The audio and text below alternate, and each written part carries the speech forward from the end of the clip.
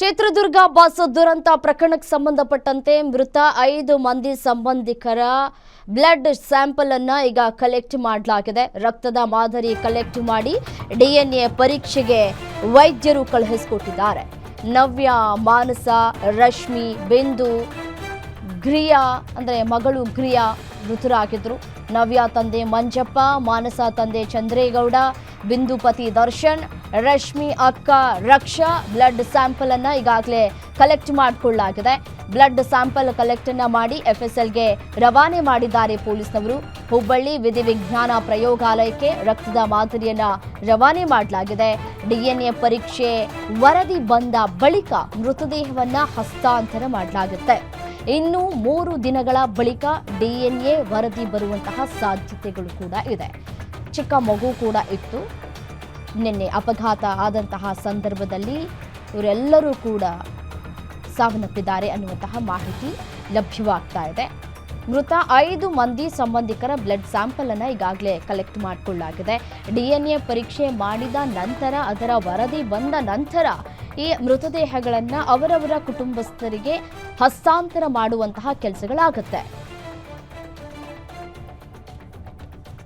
ಇದೇ ವಿಚಾರಕ್ಕೆ ಸಂಬಂಧಪಟ್ಟಂತೆ ಮತ್ತಷ್ಟು ಡೀಟೇಲ್ಸ್ ಕೊಡ್ತಾ ಹೋಗ್ತಾರೆ ನಮ್ಮ ಪ್ರತಿನಿಧಿ ರಾಜಶೇಖರ್ ದೂರವಾಣಿ ಸಂಪರ್ಕದಲ್ಲಿದ್ದಾರೆ. ರಾಜಶೇಖರ್, ನಿನ್ನೆ ತಮ್ಮದಲ್ಲದ ತಪ್ಪಿಗೆ 5 ಜನ ಪ್ರಾಣವನ್ನು ಕಳೆದುಕೊಂಡಿದ್ದಾರೆ. ಸದ್ಯಕ್ಕೆ ಇದೀಗ ಅವರ ಮೃತದೇಹಗಳು ಎಲ್ಲಿವೆ? ಡಿಎನ್ಎ ಪರೀಕ್ಷೆಗೆ ಈಗಾಗಲೇ ರಕ್ತವನ್ನು ಕಲೆಕ್ಟ್ ಮಾಡಿಕೊಳ್ಳಲಾಗಿದೆಯಾ? ಎಷ್ಟು ದಿನ ಸಮಯಾವಕಾಶ ಬೇಕಾಗುತ್ತೆ? ಕುಟುಂಬಸ್ಥರು ಏನು ಹೇಳ್ತಾ ಇದ್ದಾರೆ? ಡೀಟೇಲ್ಸ್ ಕೊಡ್ತಾ ಹೋಗೋದಾದ್ರೆ.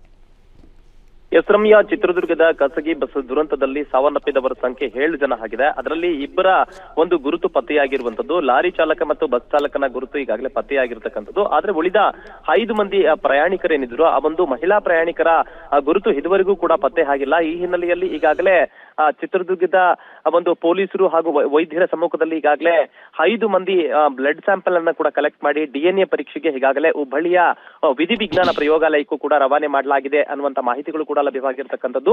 ಅದರಲ್ಲಿ ಈ ಒಂದು ನವ್ಯ, ಮಾನಸ ಅವರ ಇಬ್ಬರು ತಂದೆಯರ ಒಂದು ಬ್ಲಡ್ ಸ್ಯಾಂಪಲ್ ಅನ್ನ ಕಲೆಕ್ಟ್ ಮಾಡಿದ್ದಾರೆ. ಅಷ್ಟೇ ಅಲ್ಲದೆ ಈ ಒಂದು ಬಿಂದು ಏನಿದ್ದಾರೆ, ಬಿಂದು ಅವರ ಪತಿ ದರ್ಶನ್ ಅವರ ಬ್ಲಡ್ ಸ್ಯಾಂಪಲ್ ಅನ್ನು ಕೂಡ ಕಲೆಕ್ಟ್ ಮಾಡಿ ಈಗಾಗಲೇ ವಿಧಿವಿಜ್ಞಾನ ಪ್ರಯೋಗಾಲಯಕ್ಕೆ ಕಳಿಸಿರ್ತಕ್ಕಂಥದ್ದು. ಅಷ್ಟೇ ಅಲ್ಲದೆ 3 ದಿನಗಳ ಸಮಯಾವಕಾಶ ಬೇಕಾಗುತ್ತೆ ವಿಧಿವಿಜ್ಞಾನ ಪ್ರಯೋಗಾಲಯದಿಂದ ವರದಿ ಬರಲಿಕ್ಕೆ ಅನ್ನುವಂಥದ್ದು. ಡಿಎನ್ಎ ವರದಿ ಬಂದ ಬಳಿಕವಷ್ಟೇ ಈ ಒಂದು ಶವಗಳನ್ನು ಹಸ್ತಾಂತರ ಮಾಡುವಂತಹ ಸಾಧ್ಯತೆ ಇದೆ. ಅಷ್ಟೇ ಅಲ್ಲದೆ ಈಗಾಗಲೇ ಮೃತ ಸಂಬಂಧಿಕರು ಕೂಡ ವಾಪಸ್ ಅವರ ಊರುಗಳಿಗೆ ನಿನ್ನೆ ಸಂಜೆಯಷ್ಟೇ ತೆರಳಿದ್ದಾರೆ ಅನ್ನುವಂತಹ ಮಾಹಿತಿಗಳು ಕೂಡ ಲಭ್ಯವಾಗಿದೆ. ಈಗಾಗಲೇ ಮೃತದೇಹಗಳನ್ನ ಚಿತ್ರದುರ್ಗದ ಜಿಲ್ಲಾ ಸರ್ಕಾರಿ ಆಸ್ಪತ್ರೆಯ ಶವಾಗಾರದಲ್ಲಿ ಇಡಲಾಗಿದೆ. ರಮ್ಯಾ.